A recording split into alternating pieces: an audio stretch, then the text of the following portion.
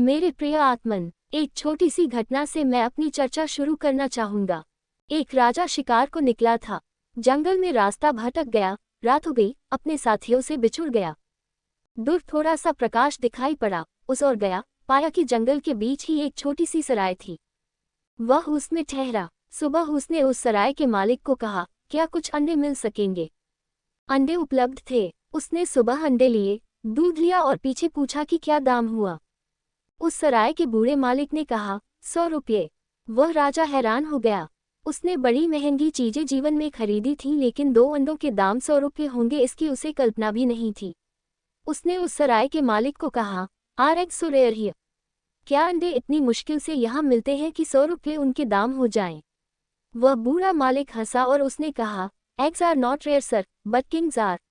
उसने कहा, अंडे तो मुश्किल से नहीं मिलते, लेकिन राजा बड़ी मुश्किल से मिलते हैं। उस राजा ने 100 रुपये निकाले और दे दिए। उस बूढ़े सराय के मालिक की पत्नी बहुत हैरान हुई। राजा के जाते ही उसने पूछा कि हद हो गई, तुम 100 रुपये निकाल सके उस राजा के खीसे से 2 अंडों के लिए? कौन सी तरकीब उपयोग में लाए? कौन सा रहस्य है इसका?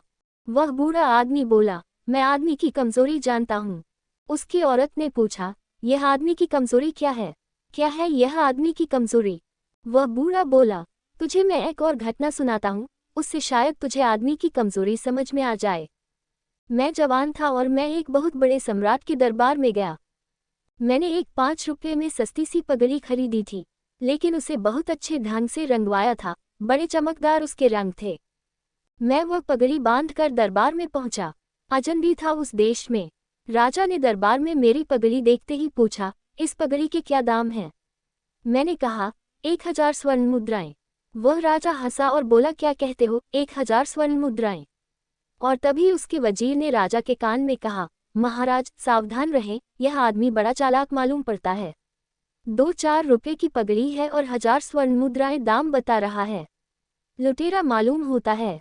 उस बूढ़े आदमी ने कहा, मैं समझ गया कि वजीर क्या कह रहा है, क्योंकि वजीर राजा को लूटता रहा होगा। वह दूसरे लुटेरे को पसंद नहीं करेगा। लेकिन मैंने तभी कहा कि मैं जाता हूँ। फिर राजा ने पूछा, कैसे आए और कैसे चले? तो मैंने कहा, मैंने जिस आदमी से यह पगड़ी खरीदी थी, मैं भी डरा था। और मैंने कहा, 1000 स्वर्ण मुद्राएं। तो वह आदमी मुझसे बोला था, इस जमीन पर एक ऐसा सम्राट भी है जो इसके 5000 स्वर्ण मुद्राएं भी दे सकता है। तो मैं जाऊं? ये वह दरबार नहीं है, ये वह सम्राट नहीं है जिसको मैं खोज रहा हूँ। मुझे कोई और दरबार में जाना पड़ेगा, कोई और सम्राट खोजना पड़ेगा। तो मैं जाऊं? उस सम्राट ने कहा, 10,000 स्वर्ण मुद्राएं इसे दे दी जाएं और पगड़ी खरीद ली जाए। 10,000 स्वर्ण मुद्राओं में मेरी पगड़ी बिक गई। वजीर बहुत हैरान हुआ, और जब मैं दरबार से रुपये लेकर बाहर निकल रहा था, तो वजीर ने मुझसे पूछा कि मेरे मित्र, थोड़ा मुझे समझाओ तो कि राज क्या है इस बात का। ये पगड़ी 5 रुपये से ज्यादा की नहीं है। तो मैंने उस वजीर के कान में कहा, मेरे मित्र, तुम्हें पगड़ियों के दाम मालूम होंगे, मुझे आदमियों की कमजोरियां मालूम हैं। यह आदमी की कमजोरी क्या है, इस पर ही आज सुबह मैं आपसे कुछ कहना चाहता हूँ। और आदमी की जो कमजोरी है वही परमात्मा के मार्ग पर रुकावट है। और आदमी की जो कमजोरी है वही उसके जीवन में प्रकाश आने में बाधा है। और आदमी की जो कमजोरी है वही दीवार है जो द्वार को नहीं खुलने देती और जीवन दुख और पीड़ा से भर जाता है, अंधकार से भर जाता है। क्या है आदमी की कमजोरी? यह क्या है? Human weakness. अहंकार आदमी की कमजोरी है। दंभ, ईगो आदमी की कमजोरी है। मैं कुछ हूँ, यह आदमी की कमजोरी है।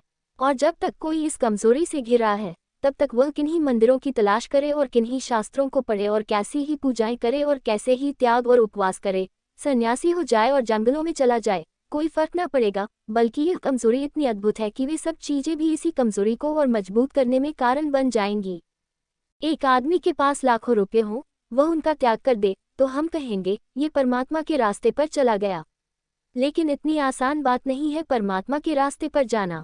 रुपयों से परमात्मा को खरीदना आसान नहीं है कि कोई रुपये छोड़ दे और परमात्मा को खरीद ले। बल्कि यह भी हो सकता है और यही होता है कि वह आदमी रुपये छोड़कर भी उसी कमजोरी से भरा रह जाएगा जो कमजोरी रुपयों के होते हुए थी। एक सन्यासी ने मुझसे कहा, मैंने लाखों रुपयों पर लात मार दी। 1 बार कहा, 2 बार कहा, 3 बार कहा। मेहमान था मैं उनके आश्रम में। फिर चलते वक्त मैंने उनसे पूछा, ये लात आपने कब मारी थी? उन्होंने कहा, कोई 30 वर्ष हुए। मैंने उनसे कहा, अगर बुरा न माने तो मैं निवेदन कर दूं, लात ठीक से लग नहीं पाए, अन्यथा 30 वर्षों के बाद भी उसकी याद कैसे हो सकती थी। लाखों रुपये आपके पास रहे होंगे तब यह अहंकार रहा होगा कि मेरे पास लाखों रुपये हैं, मैं कुछ हूँ, उस संबड़ी होने का ख्याल रहा होगा। फिर लाखों रुपये छोड़ दिए, तब से यह ख्याल है कि मैंने लाखों रुपये छोड़े हैं, मैं कुछ हूँ, मैंने लाखों रुपये छोड़े हैं। वह जो अहंकार लाखों रुपये के होने से भरता था वह अहंकार अब लाखों रुपये के छोड़ने से भी भर रहा है। कमजोरी वही की वही है, बात वही अटकी है, उसमें कोई फर्क नहीं आया। धन वाले का अहंकार होता है, धन छोड़ने वाले का अहंकार होता है। अच्छे वस्त्र पहनने वाले का अहंकार होता है, सादे वस्त्र पहनने वाले का अहंकार होता है। बड़े मकान बनाने वाले का अहंकार होता है, झोपड़ियों में रहने वाले का अहंकार होता है। अहंकार के बड़े सूक्ष्म रास्ते हैं, वह न मालूम किन किन रूपों से अपनी तृप्ति कर लेता है, न मालूम किन किन रूपों से यह ख्याल पैदा हो जाता है मैं कुछ हूँ। एक आदमी सारे वस्त्र छोड़कर नग्न खड़ा हो जाए, उसका अहंकार होता है कि मैं कुछ हूँ। तुम जो कपड़े पहने हुए हो तुम क्या हो, ना कुछ, मैं हूँ कुछ, जिसने सब वस्त्र भी छोड़ दिए और नग्न हो गया हूँ। इसीलिए तो सन्यासियों के अहंकार को छूना गृहस्थियों के हाथ की बात नहीं। त्याग करने वाले का अहंकार इसलिए बड़ा हो जाता है कि भोग तो छीना जा सकता है, त्याग छीना भी नहीं जा सकता। मेरे पास कपड़े हैं और उनका अहंकार है, तो कपड़े तो छीने भी जा सकते हैं, लेकिन अगर मैं नंगा खड़ा हो गया तो मेरी नग्नता कैसे छीनी जा सकती है। वह संपत्ति ऐसी है जिसे मुझसे कोई नहीं छीन सकता। अगर मेरे पास करोड़ों रुपए हैं तो कल नष्ट भी हो सकते हैं, खो भी सकते हैं, चोरी भी जा सकते हैं, मेरा अहंकार टूट भी सकता है। लेकिन अगर मैंने लाखों रुपए छोड़ दिए तो मैंने छोड़ दिए हैं लाखों रुपए, इससे छूटने का अब कोई उपाय नहीं है, इससे मुक्त होने का कोई उपाय नहीं है। यह अहंकार, यह मैं कुछ हूँ, सबसे बड़ी भ्रांति है जो मनुष्य को पकड़ लेती है। कोई कारण नहीं है इस भ्रांति के पकड़ लेने का, कोई बुनियाद नहीं है। यह अहंकार का भवन बिल्कुल बेबुनियाद है, इसका कोई आधार नहीं है, इसकी कोई नींव नहीं है। यह मकान बिल्कुल ताश के पत्तों का है, लेकिन जैसे ताश के पत्तों का महल बनाने में एक सुख मालूम होता है, वैसे ही इस अहंकार को खड़े होने में भी एक सुख मालूम होता है। क्यों मनुष्य अपने अहंकार को खड़ा करना चाहता है? कौन से कारण है उसके अहंकार को खड़ा करने के? पहला कारण तो यह है कि कोई भी मनुष्य यह नहीं जानता कि वह कौन है। ये बात इतनी घबराने वाली ती है, यह अज्ञान इतना पीड़ा देने वाला है, इतनी एंजाइटी पैदा करने वाला है कि मुझे पता भी नहीं कि मैं कौन हूँ।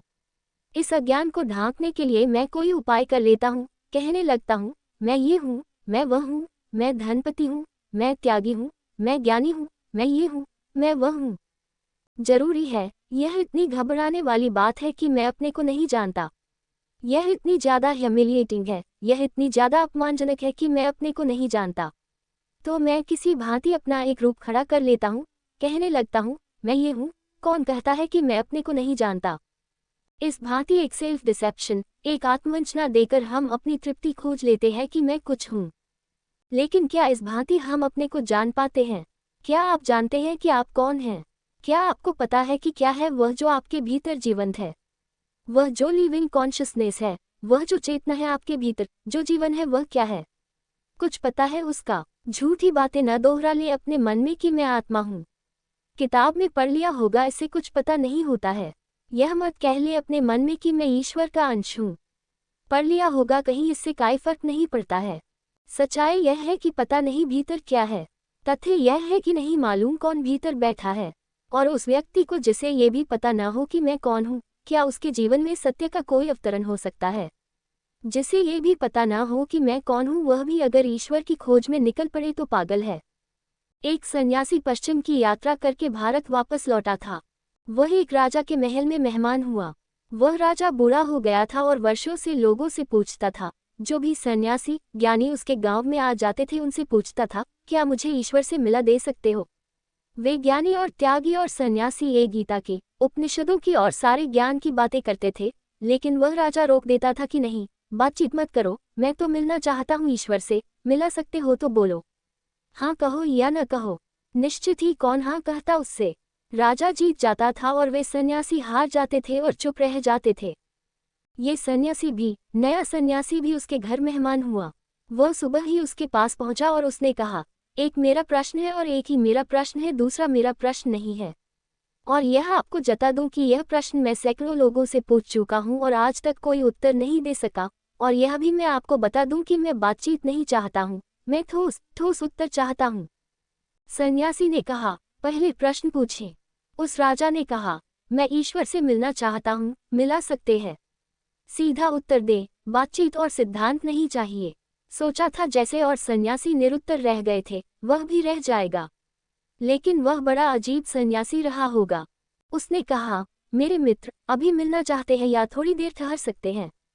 राजा थोड़ा चिंतित हुआ। उसकी यह आशा न थी, अपेक्षा न थी। सोचा कि शायद कोई भूल हो गई है, शायद वह कोई ईश्वर नाम वाले आदमी की बात समझ गया है। तो राजा ने कहा, माफ करें, सोचता हूँ कोई भूल हो गई है। मैं परमात्मा की बात कर रहा हूँ, परमात्मा से मिलने की बात कर रहा हूँ, मुझसे मिला सकते हैं? उस सन्यासी ने कहा, आप अब बातचीत न करें, ठोस उतर आए मैदान में। अभी मिलना चाहते हैं या थोड़ी देर रुक सकते हैं? बातचीत मुझे भी पसंद नहीं है, अब बकवास मैं नहीं सुनूंगा। राजा थोड़ा हैरान हुआ, इतनी तैयारी उसकी भी न थी। अगर आपको भी मैं पकड़ लूं गर्दन से और कहूं, अभी मिलना है ईश्वर से, तो आप कहेंगे, मैं थोड़ा घर पूछाऊं, अपने गार्जियन की सलाह ले आऊं, अपनी पत्नी से या अपने पति से पूछाऊं या थोड़े अपने बच्चों से पूछ लूं, या इतनी जल्दी क्या है? फिर थोड़े दिन बाद भी हो सकता है मिलना। वह राजा थोड़ा मुश्किल में पड़ गया। जिस मुश्किल में वह दूसरे लोगों को डालता रहा था, वह मुश्किल आज उसके ऊपर ही गिर गई थी। आज मस्जिद मुल्ला के ऊपर गिर गई थी। वह बोला कि क्या मतलब है आपका? सन्यासी ने कहा, मतलब साफ है, बातचीत क्यों कर रहे हैं? आपका क्या मतलब था? ईश्वर से मिलना है ना? राजा ने कहा, हाँ, मिलना तो है। थोड़ा डरा हुआ था। ईश्वर से मिलने में कोई भी डर जाएगा, क्योंकि ईश्वर के सामने खुद को खड़े करने की सामर्थ्य तभी हो सकती है जब आप खुद अपने सामने खड़े हो गए हों। नहीं तो बड़ा भय मालूम होगा कि मेरे जैसा आदमी ईश्वर के सामने खड़ा होगा तो क्या स्थिति बनेगी, कैसा दीनहीन हूँ। इस शक को लेकर, इस आदमी को लेकर ईश्वर के सामने कैसे जाओ? उसकी किरणें तो छेद देंगी और पार कर देंगी, और मेरे भीतर जो सारी कुरूपता है, जो अग्लीनेस है, वह उभर कर बाहर आ जाएगी। तो क्या मैं इस योग्य हूँ कि उसके सामने खड़ा हो जाऊं? आंखें मजबूत चाहिए सूरज की तरफ देखने के लिए, नहीं तो आंखें झप जाएंगी। और प्राण भी मजबूत चाहिए परमात्मा के समक्ष खड़े होने को, नहीं तो अंधापन पैदा हो जाएगा। वह घबरा आया था, लेकिन खुद ही प्रश्न पूछा था, इसलिए मजबूरी थी। उसने कहा कि हाँ, अब आप कहते हैं तो अभी ही मिला दें। ऐसे वह बहुत सुस्त हो गया था और घबरा गया था और डरा हुआ था कि अब क्या होने वाला है। यह आदमी बहुत गड़बड़ मालूम होता है। उस सन्यासी ने कहा, इतने भयभीत न हो, क्योंकि ईश्वर मिलने को राजी भी हो जाए तो शायद आप खुद अभी राजी नहीं हैं। एक छोटा सा कागज ले ले और उस पर लिख दे कि आप कौन हैं, ताकि मैं पहुंचा दूं ईश्वर के पास। राजा ने कहा, ये तो ठीक है, मुझसे भी कोई मिलने आता है तो मैं पूछ लेता हूँ, नाम, ठिकाना, पता, कौन हो, क्या हो। हर किसी से तो मैं भी नहीं मिलता हूँ।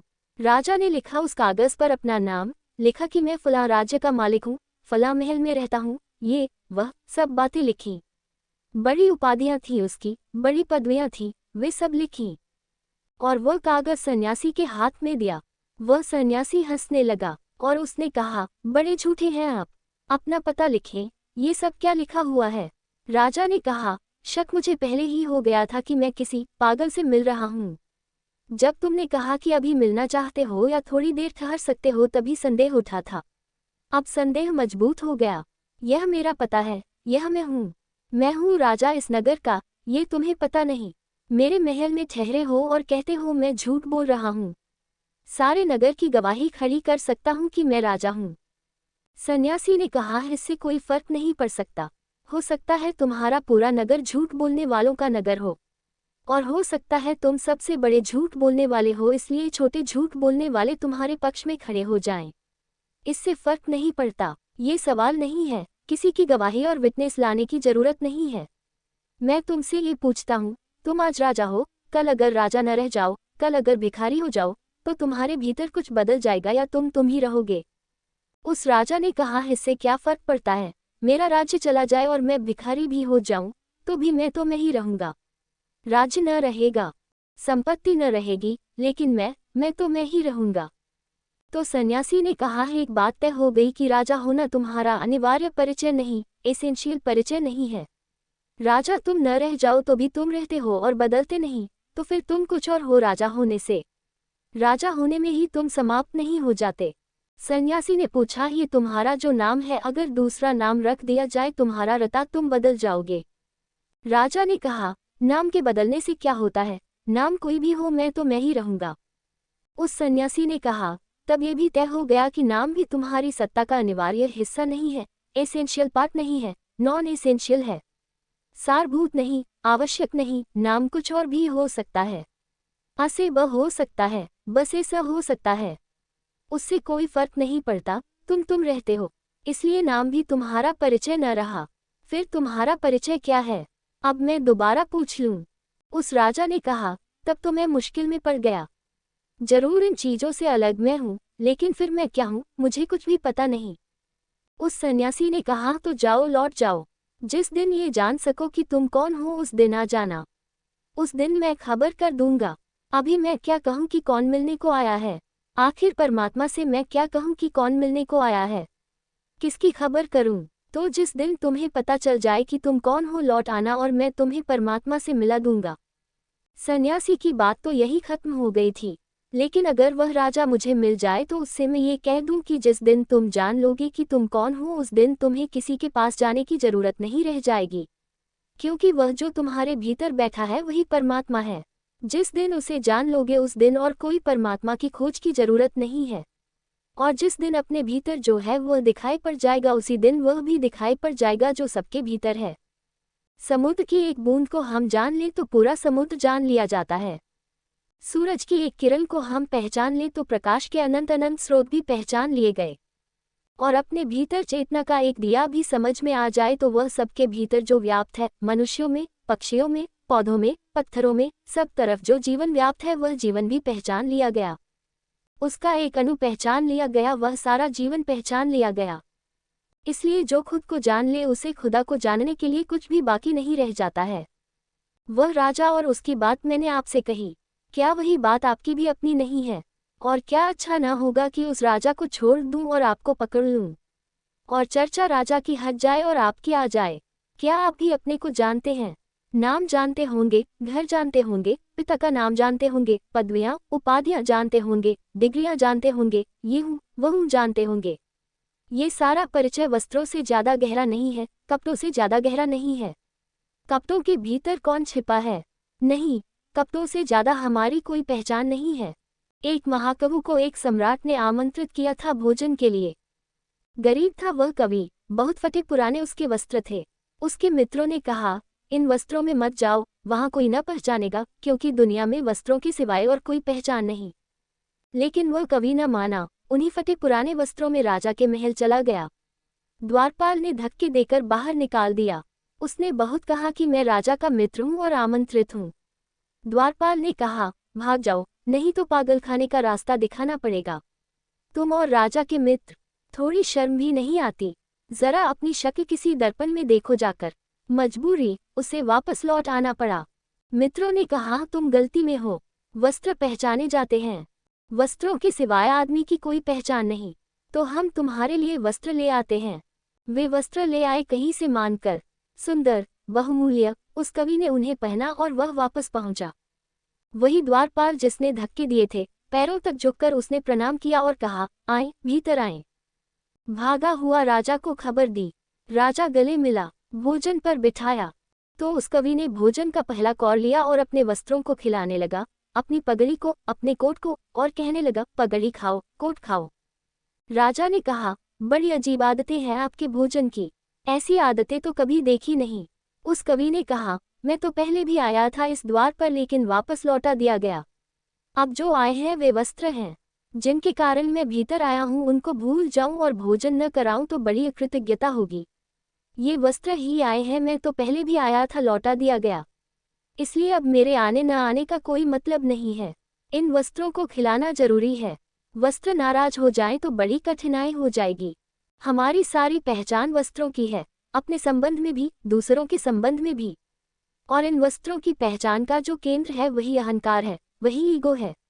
हमारा पद, हमारा घर, हमारा नाम, हमारा वंश, हमारा परिवार, हमारा देश, हमारा धर्म, इन सब के वस्त्रों के बीच का जो केंद्र है मैं, इन सब से जो भरता है और परिपूरित होता है मैं कुछ होता चला जाता हूँ। छोटी कुर्सी से बड़ी कुर्सी पर बैठता हूँ तो मैं और बड़ा हो आता हूँ। थोड़े धन से बड़ा धन मेरे पास होता है तो मैं और बड़ा हो आता हूँ। छोटे नेता से मैं बड़ा नेता होता हूँ तो मैं और बड़ा हो आता हूँ। थोड़े अनुयायियों की जगह ज़्यादा अनुयायी मुझे मिल जाते हैं, ज़्यादा शिष्य मिल जाते हैं तो मैं और बड़ा हो आता हूँ, बड़ा गुरु हो आता हूँ। ऐसे मैं बढ़ता चला जाता है और इकट्ठा होता चला जाता है। और यह मैं, इतना बड़ा भ्रम, इतना बड़ा इल्यूजन, यही भ्रम रोक लेता है सत्य को जानने से और परमात्मा को जानने से। यही मैं का ख्याल रोक देता है उसको जानने से जो मैं हूँ, जो कि सच में मैं हूँ, जो कि असलियत में मैं हूँ। तो इस मैं के साथ क्या करें? कैसे इस मैं को हटा दें? कैसे यह मैं मिट जाए? कैसे यह मैं न हो जाए? तो शायद द्वार खुल जाए, दीवार टूट जाए, रोशनी प्रकट हो जाए, प्रकाश में मैं खड़ा हो जाऊं। यह मैं की दीवार है जो मुझे चारों तरफ से घेरे हुए है और बांधे हुए है। इसके भीतर मैं बंद हूँ, और जब तक इसके भीतर बंद हूँ परमात्मा से तो मिलना दूर अपने पड़ोसी से भी नहीं मिल सकता। पड़ोसी से मिलना तो दूर, पति अपनी पत्नी से नहीं मिल सकता, पिता अपने पुत्र से नहीं मिल सकता, मित्र अपने मित्र से नहीं मिल सकता। जहाँ अहंकार है वहाँ दूसरे से अलगाव हो गया, दूसरे से भेद हो गया, पृथकता हो गई, दीवार खड़ी हो गई। जहाँ मैं है वहाँ प्रेम नहीं, क्योंकि प्रेम वहीं हो सकता है जहाँ मैं न हो। और जहाँ मैं है वहाँ कोई प्रार्थना नहीं, क्योंकि प्रार्थना भी वहीं हो सकती है जहाँ मैं न हो। मैं का न हो जाना ही प्रेम है, और मैं का न हो जाना ही प्रार्थना है, और मैं का न हो जाना ही परमात्मा का अनुभव है। लेकिन यह मैं न कैसे हो जाए? पहले दिन की चर्चा में मैंने आपसे कहा, विश्वास छोड़ दे और विचार को जन्माएं। संध्या की चर्चा में मैंने कहा, भय छोड़ दे और अभय को पैदा करें। और अब तीसरी और अंतिम चर्चा में आपसे मैं कहता हूँ, मैं को छोड़ दे, तब जो शेष रह जाएगा वही वास्तविक होना है, वही सत्य है, वही ईश्वर है। उसे कोई और नाम दे दे, उससे कोई भेद नहीं पड़ता। ये कैसे मैं न हो जाए? क्या करें? बड़ी कठिनाई यही है कि आप जो भी करेंगे उससे मैं नहीं मिटेगा, क्योंकि करने वाला मैं ही हूँ। तो मैं जो भी करूँगा उससे मैं नहीं मिटेगा, मैं जो भी करूँगा उससे मैं भरेगा, मजबूत होगा। इसलिए विनम्र आदमी जो कहता है कि मैं ना कुछ हूँ, मैं तो कुछ भी नहीं, आपके पैर की धूल हूँ, उसकी आंखों में झांक कर देखें, वह कह रहा है कि मैं कुछ हूँ। विनम्र आदमी की अपनी अहमता है, अपनी ईगो है, अपना अहंकार है। अगर उससे आप कह दे कि तुमसे भी बड़ा एक विनम्र आदमी है हमारे गांव में, तो आपको पता चल जाएगा। वह कहेगा, ऐसा नहीं हो सकता कि मुझसे भी बड़ा और कोई विनम्र हो, मैं ही सबसे ज्यादा विनम्र हूँ, और मैं खड़ा हो जाएगा। एक महात्मा से कह दे, तुमसे बड़ा महात्मा भी मौजूद है, और कठिनाई शुरू हो जाएगी। गांधी इंग्लैंड गए। गांधी के एक मित्र ने जाकर बर्नार्ड शॉ को कहा कि आप गांधी को महात्मा मानते हैं या नहीं। जैसी बर्नार्ड शॉ की हमेशा की आदत थी, उसने कहा, मानता हूँ, जरूर मानता हूँ, लेकिन नंबर 1 मैं हूँ। 2 महात्मा हैं दुनिया में, एक है मोहनदास करमचंद गांधी और एक बर्नार्ड शॉ, लेकिन बर्नार्ड शॉ नंबर 1 और मोहनदास करमचंद गांधी नंबर 2। नंबर 2 है तुम्हारा महात्मा, थोड़ा छोटा है, ऐसे 2 ही महात्मा हैं, लेकिन मैं नंबर 1 हूँ। जिन्होंने कहा था वे बहुत हैरान हो गए। उन्होंने जाकर गांधी को वापस कहा कि बर्नार्ड शॉ तो बड़ा अहंकारी मालूम होता है, अपने ही मुंह से कहता है कि मैं नंबर 1 महात्मा हूँ। गांधी ने कहा, वह आदमी बड़ा सच्चा है। मन में तो सभी के ये होता है कि मैं नंबर 1 हूँ, लेकिन लोग छिपाए बैठे रहते हैं। वह सीधा और साफ है, जो सीधी बात थी उसने कह दी। हर आदमी के मन में ये होता है कि मैं नंबर 1 हूँ, छिपाए बैठा रहता है, उसे किसी से कहता नहीं। असल में एक बड़ा मजाक है, जैसे अरब में एक मजाक है कि भगवान जब लोगों को बनाकर दुनिया में भेजता है तो एक बड़ा मजाक कर देता है हर आदमी के साथ। जब उसे बनाकर दुनिया में धक्के देने लगता है तो उसके कान में कह देता है, मेरे मित्र, तुमसे अच्छा आदमी मैंने कभी नहीं बनाया। और वह हर एक से कह देता है, यही मुश्किल है, और हर एक आदमी को यही ख्याल पैदा हो जाता है। ये जो हमारे भीतर में है, ये जो ख्याल है कि मैं ही हूँ कुछ, ये ख्याल अगर हम इसको मिटाना चाहें, तोड़ना चाहें, तो भी टूटेगा नहीं।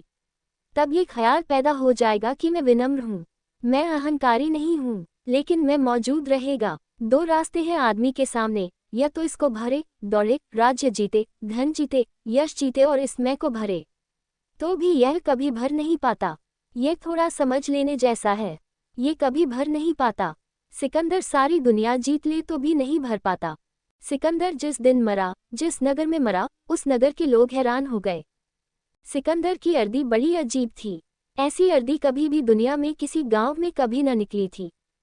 उसकी अर्दी के बाहर दोनों हाथ लटके हुए थे नीचे। लोग बड़े हैरान हो गए कि यह क्या कुछ भूल हो गई है। लेकिन भूल कैसे हो सकती थी? और सिकंदर की अर्दी थी, किसी सामान्य भिखमंगे की, सामान्य आदमी की तो नहीं। और हाथ दोनों बाहर लटके हुए थे, सबको दिखाई पड़ते थे। भूल कैसे हो सकती थी? तो लोग पूछने लगे, क्या है, ये हाथ बाहर क्यों हैं? सभी अर्थियों के हाथ तो भीतर बंद होते हैं। तो पता चला कि सिकंदर ने मरने के पहले कहा था कि मैं जब मर जाऊं तो अर्दी के बाहर मेरे दोनों हाथ रखना, ताकि दुनिया ठीक से देख ले कि मेरी मुट्ठियां भी खाली हैं। मैं भी भर नहीं पाया।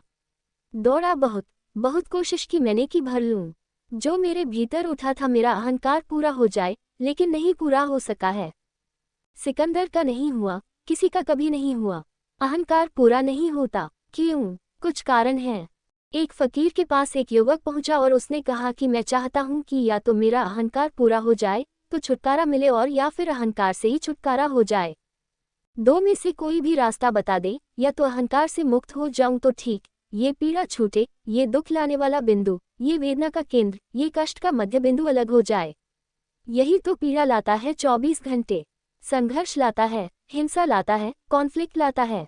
तो या तो इससे छूट जाऊं और या फिर यह पूरा ही भर जाए। ये जो चाहता है वह पूरा हो जाए। दो में से कोई भी रास्ता बता दे। उस फकीर ने कहा, आओ, आज रास्ता बता ही दूंगा, लेकिन देखने के लिए आंखें चाहिए। और वह अपने के पास के झोपड़े के कुएं पर गया। वह युवक उसके साथ गया और उसने कहा, देखने के लिए आंख चाहिए। तो वह गौर से देखता रहा। उसने एक बहुत बड़ा ढोल उठाया, कुएं के किनारे रखा और बाल्टी कुएं में डाली। बाल्टी भरी और ढोल में डाली। दूसरी बाल्टी भरी, ढोल में डाली। तीसरी भरी, ढोल में डाली। लेकिन ढोल नीचे से बेपेंदी का था, बॉटमलेस, उसमें कोई नीचे पैदी नहीं थी। वह पानी नीचे से निकलता गया। वह लड़का खड़ा देखता था। 2-4 बाल्टी तक तो उसने बर्दाश्त किया और उसने कहा, ठहरिए, आप पागल तो नहीं हैं? जिस ढोल को आप भर रहे हैं उसमें नीचे कोई पैदी नहीं, वह दोनों तरफ से खुला हुआ है। आप भर भर कर हैरान हो जाएंगे, वह न भरेगा। तो उस फकीर ने कहा, बस लौट जाओ, अगर दिखाई पड़ गया हो तो देख लेना। अहंकार खाली शून्य है, उसमें कितना ही भरो कुछ भी नहीं भरेगा, उसमें कोई पैदी नहीं है। अहंकार एम्प्टीनेस, अहंकार है नथिंगनेस, ना कुछ, हवा, खाली जगह, उसमें भरो, कुछ भी न भरेगा। कितना ही भरो, सारी दुनिया डाल दो, उसमें भर कर पाओगे वह खाली है। उस फकीर ने कहा, तुझे ये तो दिखाई पड़ गया कि यह पागलपन है। जिस चीज में मैं पानी भर रहा हूं अगर उसमें पैदी नहीं है तो यह पागलपन है, तुझे दिखाई पड़ गया। लेकिन क्या तूने कभी खोजा कि अहंकार में कोई पैदी है? क्या कभी तूने खोजा कि अहंकार में कुछ भरा जा सकता है? जा और अब खोज, खोज अपने भीतर की अहंकार क्या है। बसवाप की पहचान तो नहीं। 2 तरह की गलतियां हैं। अहंकार अगर कुछ भी नहीं है तो न तो उसे भरा जा सकता और न उसे खाली किया जा सकता, क्योंकि खाली भी उसे किया जा सकता है जो भरा जा सकता हो। इस बात को मैं फिर से दोहराता हूँ, खाली वही चीज की जा सकती है जो भरी जा सकती हो। जब अहंकार भरा ही नहीं जा सकता तो उसको खाली भी नहीं किया जा सकता। 2 तरह की नासमझियां हैं जो दुनिया में चलती हैं।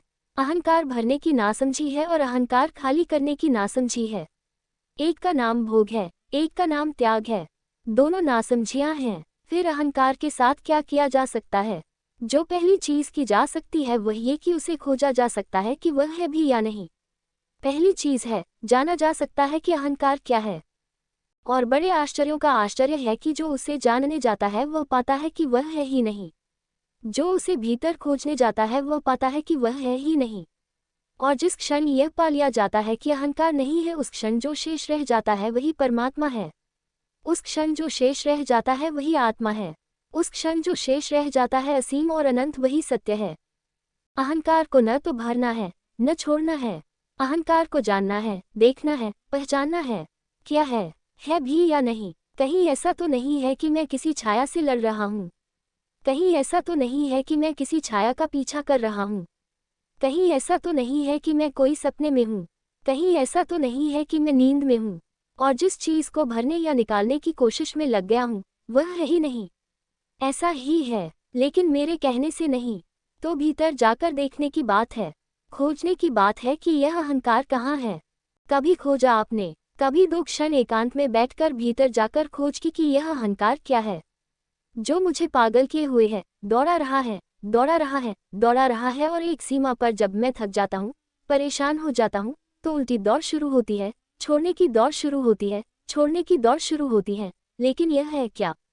कौन सी है जगह यह अहंकार? एक सन्यासी भारत से चीन गया था कोई 1400 वर्ष पहले। बोधिधर्म था उसका नाम। चीन का सम्राट उसका स्वागत करने राज्य की सीमा तक आया। सुना था उसका बहुत नाम। उसकी अद्भुत बातों की खबर उससे पहले पहुंच गई थी। उस सम्राट वू ने बोधिधर्म का स्वागत किया। स्वागत के बाद उसे महल में ले गया। विश्राम के बाद सम्राट वू ने बोधिधर्म को पूछा, एक ही बात मुझे पूछनी है। कहते हैं सभी धर्म, कहते हैं सभी शास्त्र, कहते हैं सभी उपदेष्टा, अहंकार छोड़ो। कैसे छोड़ूं इस अहंकार को? भरने की कोशिश करके देख ली है, सारे चीन का मालिक हो गई हूँ, लेकिन पाता हूँ कि कुछ भी भरा नहीं, वही खाली का खाली हूँ। सोचता था पहले पूरे साम्राज्य को पा लूंगा, चीन के तृप्ति हो जाएगी, लेकिन तृप्ति नहीं हुई। अब मन कहता है पूरी दुनिया को पालो, लेकिन जो मन कहता था पूरे चीन को पालो, तृप्ति हो जाएगी, पूरे चीन को पाकर तृप्ति नहीं हुई। अब उस मन की कैसे मानूं? वह कहता है पूरी पृथ्वी को पालो, कैसे मानूं कि फिर तृप्ति हो जाएगी? रोज रोज धोखा खाया। मन ने जो भी कहा कि यह पालो, तृप्ति हो जाएगी, वह पा लिया, और पाते ही पाया हाथ खाली के खाली है। अब कैसे मानूं? अब क्या करूं? बूढ़ा हो गया हूं, अब दुनिया जीतने को जाऊं, लेकिन डर लगता है, इतना सब पाया और तृप्ति न हुई, और हर चीज के लिए मन ने कहा था तृप्ति हो जाएगी। तो अब आगे के लिए कैसे मानूं? वह तो रास्ता दिखाई नहीं पड़ता। तो भिक्षुओं की शरण में जाता हूँ, सन्यासियों की, उनसे पूछता हूँ। वे कहते हैं छोड़ो इसको, अहंकार छोड़ो। वे कह देते हैं, समझ भी लेता हूँ, लेकिन कैसे छोड़ूं? कहाँ है ये जिसे मैं छोड़ूं? कहाँ फेंकूं इसे? कोई वस्त्र छोड़ने को कहे, छोड़ दूं। कोई चमड़ी निकालने को कहे, निकाल कर फेंक दूं। कोई गर्दन काटने को कहे, गर्दन काट दूं। लेकिन यह अहंकार कहाँ है जिसे छोड़ दूं? कहाँ है ये? उस बोधिधर्म ने कहा, कल सुबह 4 बजे आ जाओ और तुम्हारा अहंकार छुड़ा ही देंगे। वह सम्राट वू लौटा, सोचने लगा कैसे छुड़ा देगा ये। सीढ़ियां उतरता था तब बोधिधर्म ने कहा, लेकिन ख्याल रहे अकेले मत जाना, अहंकार को भी साथ ले आना। यही कठिनाई तो उसकी भी थी। वही बात फिर खड़ी हो गई। कहाँ है यह अहंकार? रात भर जागता रहा, सोचता रहा, क्यों कहा है इस भिक्षु ने कि अकेले मत आना, अहंकार को भी साथ ले आना। सुबह 4 बजे आया। आते ही बोधिधर्म ने पूछा, आ गए, लेकिन अकेले मालूम पड़ते हो, कहाँ है वह अहंकार? कहाँ है? उस वू ने कहा, यही तो मेरी परेशानी है, रात भर खोजता रहा, मिलता नहीं। बोधिधर्म ने कहा, बैठो मेरे सामने, आंख बंद करो और खोज लो। एक भी कोना कांतर न रह जाए मन के भीतर, एक भी कान न रह जाए जो अनखोजा रह जाए। खोज लो पूरे मन के कोने कोने में और कहीं न पाओ तो बात खत्म हो गई, फिर क्या छोड़ना है? हाँ, एक भी कोना अनजाना न रह जाए, अननोन न रह जाए, नहीं तो शक बना रहेगा कि शायद वहां बैठा हो। तो बैठो और जाओ भीतर और खोजो और खोजो, और मैं डंडा लिए तुम्हारे सामने बैठा हूँ, मिल जाए तो खबर कर देना, वही उसकी हत्या कर दूंगा। उस अंधेरी रात, उस सुबह की पहाड़ी झील पर अकेला वह राजा उस पागल बोधिधर्म के सामने बैठ गया। डर तो उसे लगने लगा कि कहीं ये डंडा किस लिए हुए है, और यह क्या करेगा। उसने आंखें भीतर बंद की। छोड़ दे उस राजा वो को, देखे खुद अपने भीतर ही समझ ले कि आप भी बैठ गए और आंख बंद कर ली है, और मैं डंडा लिए आपके सामने बैठा हुआ हूँ, और आप खोज रहे हैं भीतर इस अहंकार को कि यह कहाँ है। खोजे, जितना खोजेंगे उतना ही पाएंगे कि वह नहीं है, जितना खोजेंगे उतना ही पाएंगे वह इवोपरेट हो गया, वाष्पीभूत हो गया, वह कहीं मिलता नहीं। वह है ही नहीं, मिलेगा कैसे? वह होता तो मिल सकता था। इस भीतर खोजने की जो प्रक्रिया है उसी का नाम ध्यान है। परमात्मा को नहीं खोजा जाता है, परमात्मा की कोई खोज नहीं हो सकती, खोजा जाता है अहंकार को। जागरूक होकर, अवेयरनेस से, होश से भरकर भीतर कोने कोने में देखना है कहाँ है ये। वहाँ मिलेंगे विचार, वहाँ मिलेंगी वासनाएं, वहाँ मिलेंगी कल्पनाएं, स्मृतियाँ, लेकिन अहंकार नहीं मिलेगा। और तब ये दिखाई पड़ेगा कि जैसे कोई आदमी एक हाथ में मशाल ले ले और जोर से घुमाए तो एक अग्निवृत्त, एक फायर सर्किल दिखाई पड़ने लगता है। जो चाहा होता नहीं, सिर्फ दिखाई पड़ता है। मशाल हाथ में लेकर कोई घुमाता है जोर से तो एक अग्नि का वृत्त दिखाई पड़ता है, गोल अग्नि का सर्किल दिखाई पड़ता है। वह कहीं है नहीं, लेकिन मशाल इतनी तेजी से घूमती है कि एक गोल वृत्त का भ्रम पैदा कर देती है। हाथ धीमे घुमाएं, हाथ रोक ले तो दिखाई पड़ जाता है अग्निवृत्त कहीं भी नहीं था, थी सिर्फ मशाल, तेजी से घूमने से मालूम होता था वृत्त है। मन के भीतर विचार, कल्पनाएं, कामनाएं, इच्छाएं इतनी तेजी से घूमती है, इतनी तेजी से घूमती है कि उनके तेजी के घूमने की वजह से एक शकिल मालूम पड़ता है और वह शकिल ही मालूम पड़ता है, मैं हूँ अहंकार। लेकिन जब भीतर जाकर देखना शुरू करेंगे, शांत भीतर खोजना शुरू करेंगे, तो टुकड़े टुकड़े विचार दिखाई पड़ेंगे, कहीं कोई शकिल दिखाई नहीं पड़ेगा। तो पता चलेगा विचार हैं, इच्छाएं हैं, कामनाएं हैं, लेकिन मैं कहाँ हूँ? मैं तो नहीं हूँ। और बड़े मजे की बात है, बहुत गहरे अर्थ की जैसे ही ये दिखाई पड़ जाए कि मैं नहीं हूँ, केंद्र टूट गया, केंद्र बिखर गया, बदली की भांति धुआं फैल गया। जीवन जिस पर हम चलाते थे, बांधते थे, वह बिखर गया। तब उस बिखरे हुए धुएं के नीचे ही वह भूमि मिल जाएगी जो आत्मा की है। इस धुएं में जब तक जो घिरा है, इस झूठे वृत्त में जब तक जो बंधा है, नीचे आंख नहीं जाती, नीचे दृष्टि नहीं जाती, यह उखड़ जाए, विलीन हो जाए और ये दिखाई पड़ जाए कि मैं तो नहीं हूँ, तब इतनी गहन शांति उत्पन्न होती है, इतनी टोटल साइलेंस। क्योंकि सारा उपद्रव, सारी अशांति मैं की है। वह दिखाई पड़ जाए मैं नहीं हूँ, तो एकदम सब शांत हो जाता भीतर, सब मौन, सब चुप। उस मौन में, उस चुप्पी में, उस शांति में, उस साइलेंस में उसका अनुभव होना शुरू होता है जो अज्ञात है, अननोन है। वही परमात्मा है। उस शांति में ही वह जाना और पहचाना जाता है। अहंकार अशांति है, अहंकार अज्ञान है। नहीं है जहाँ अहंकार, वहाँ वह है जो वस्तुतः है। तो न तो छोड़ना है, न भरना है, न बनाना है, न मिटाना है, बल्कि जानना है। धर्म है जानना, ज्ञान चेतना।